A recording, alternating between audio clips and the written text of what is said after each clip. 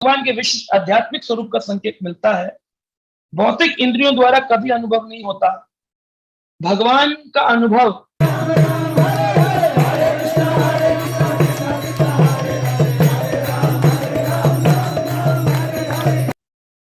भगवान का अनुभव भौतिक इंद्रियों के द्वारा कभी नहीं हो सकता।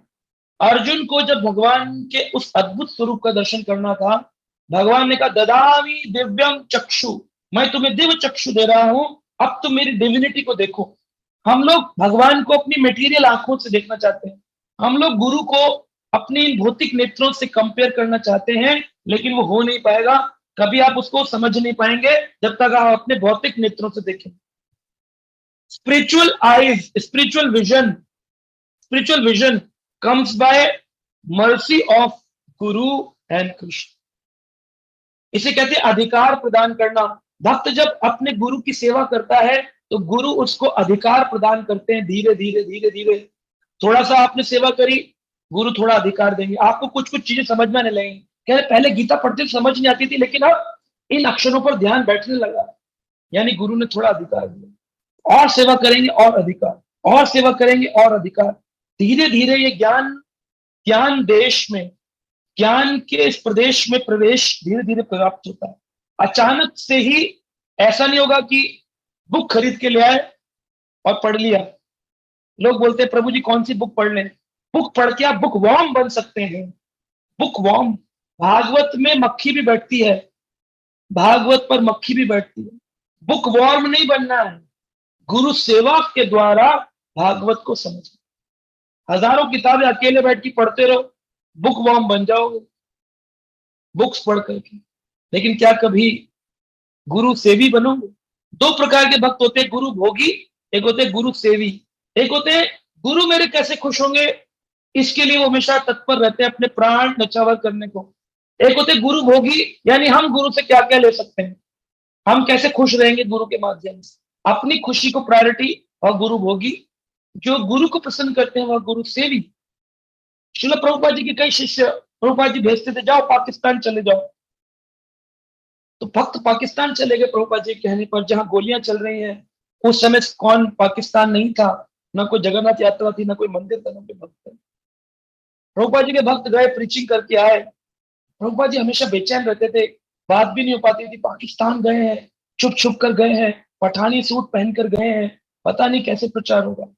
जब लौट करके आए तो प्रभुपाद जी खड़े होकर के अपने भक्तों को गले लगाकर रो रहे हैं, मेरे बच्चों तुमने मेरे प्रचार के लिए, इस गौर निताई प्रचार के लिए कितने रिस्क उठाए हैं, कितनी मेहनत करी।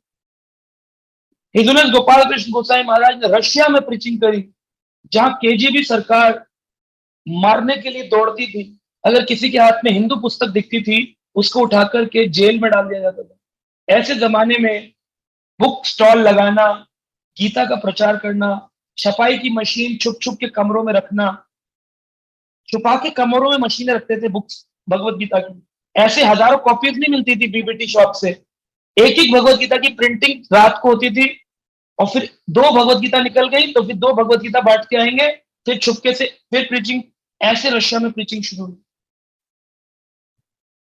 समझ रहे हैं आप। और जो भक्त, कई भक्तों ने अपने प्राण जेल में दे दिए, कभी नहीं बोला प्रभुपाद हम मर गए आपके कारण, हमको क्या मिला, प्रेसिडेंट बनाया आपने मंदिर का, आपने हमारे को लेक्चर किया, हमारा फेम आपने पेट मिला। नहीं, मर गए प्रभुपाद जी के। कोई जानता भी नहीं उनको कौन कौन मर गए जेल में, डंडे खाए उन्होंने प्रभुपाद जी के। ये गुरु सेवी है। और गुरु भोगी कौन बना बनाया मिल गया, खाओ मजे से, रहो मजे से, एंजॉय करो, ये पूछो और हमें डिस्काउंट नहीं मिलेगा, हम तो 10 साल से आ रहे हैं मंदिर में, हमें हमारे को इन्विटेशन कार्ड नहीं मिलेगा, हमको वीआईपी कार्ड नहीं मिलेगा, हमारी एंट्री वीआईपी नहीं होगी, हम तो यहाँ का मैनेजमेंट से दुखी हो गए हैं। यह गुरु भोगी है।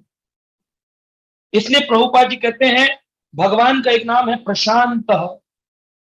केवल प्रशांत अर्थात भगवान के विशुद्ध भक्त ही उन्हें काफी हद तक जान पाने में समर्थ हो पाते हैं।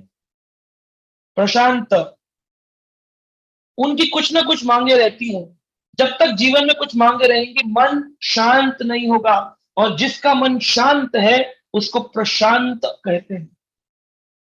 जितात्मनः प्रशांतस्य भगवान गीता में कहते हैं, जित आत्मनः, जिसने अपनी इंद्रियों पर विजय प्राप्त कर आत्मचिंतन कर आत्म को जाना है, जितात्मनः प्रशांतस्य, वह व्यक्ति प्रशांत है, उसकी इच्छाएं समाप्त हो गई।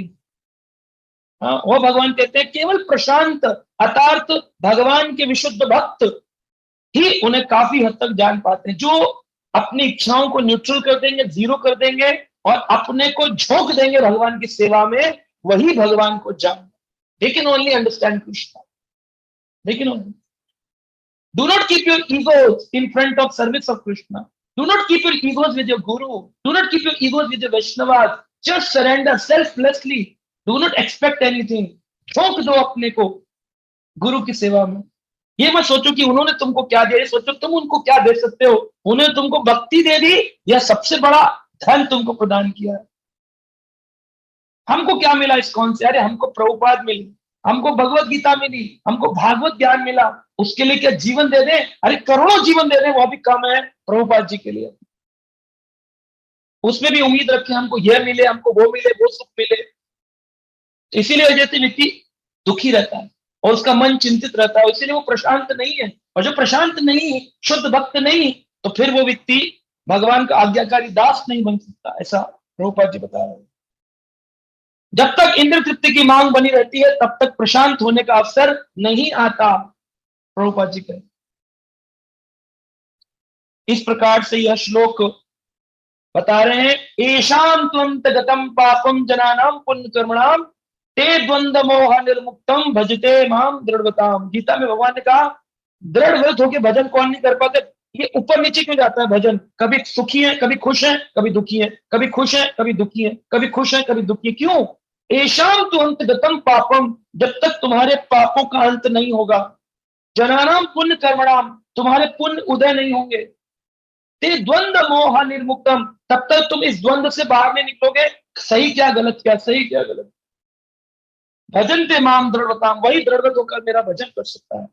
कृष्णा कृष्णा हरे